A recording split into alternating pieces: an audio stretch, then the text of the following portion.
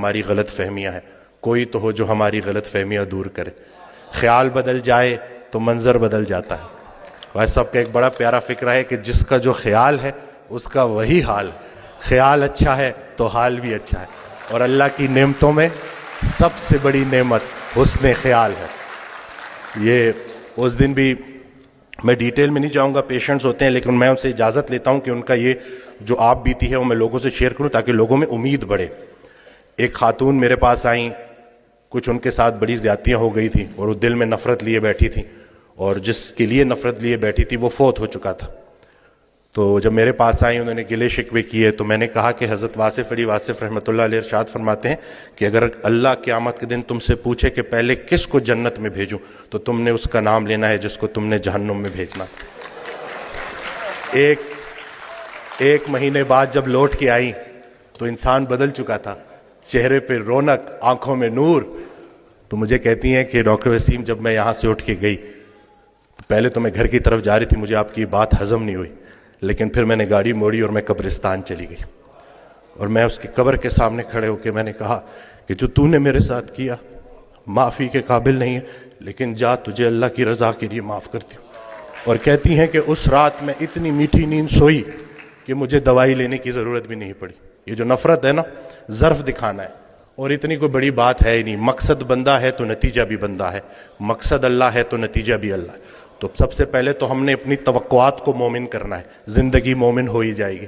اصل میں ہماری توقعات مومن نہیں ہو رہی، ہم نے ایکسپیکٹیشنز اتنی بڑھا دی ہیں، ہر کسی سے ہم توقعات رکھتے ہیں سوائے اللہ کے۔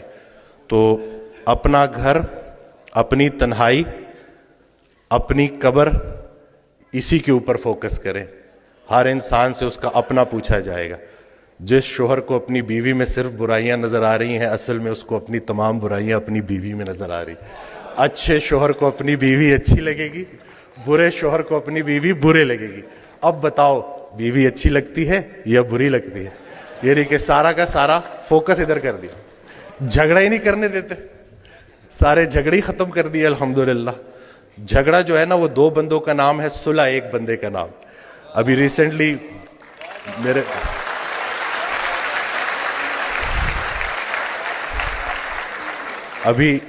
میرے ساتھ ایک واقعہ ہوا، میں گاڑی ریورس کرا تو وہ برانڈ نیو گاڑی تھی، وہ لگ گئی، وہ پیچھے سا غلطی میری تھی، تو میں اترا تو وہ بڑے غصے میں میری طرف آئے، تو میں نے فوراً معافی مانگ لی نا کہ مجھے نظر نہیں آیا، میں بہت معذرت کرتا ہوں، اور بہت زیادہ میں نے ان سے معافی نا۔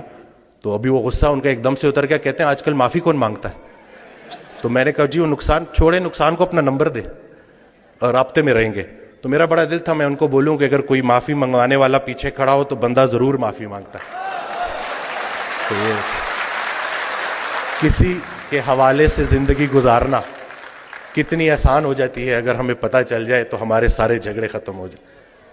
میں تو جو میں نے آڈیوز میں جو سنا ہے نا کہ جنہیں ہم رخصت کرتے ہیں وہی ہمارا استقبال کریں گے، تو حضرت واصف علی واصف رحمۃ اللہ علیہ کی میں آڈیوز سنتا ہوں تو اس میں انہوں نے جو ہمارا فوکس ہی چینج کر دیا ہے کہ جب ہم وہاں پہ جائیں گے تو جن کو ہم پیچھے چھوڑ کے آئے تھے وہ ہمیں آگے ملیں گے، تو اب ان کے لیے کیا لے کے جا رہے ہو؟ تو اپنے والدین کے لیے صدقہ جاریہ بننا ہے، اور یہ چھوٹی سی زندگی ہے، اس میں الجھنا نہیں ہے۔ آسانیاں دو، آسانیاں ملیں گی۔ ہر وہ نیکی جو تم دوسرے کے ساتھ کرتے ہو اصل میں اپنے ساتھ کرتے ہو، ہر وہ بدی جو تم دوسرے کے ساتھ کرتے ہو اصل میں اپنے ساتھ کرتے ہو۔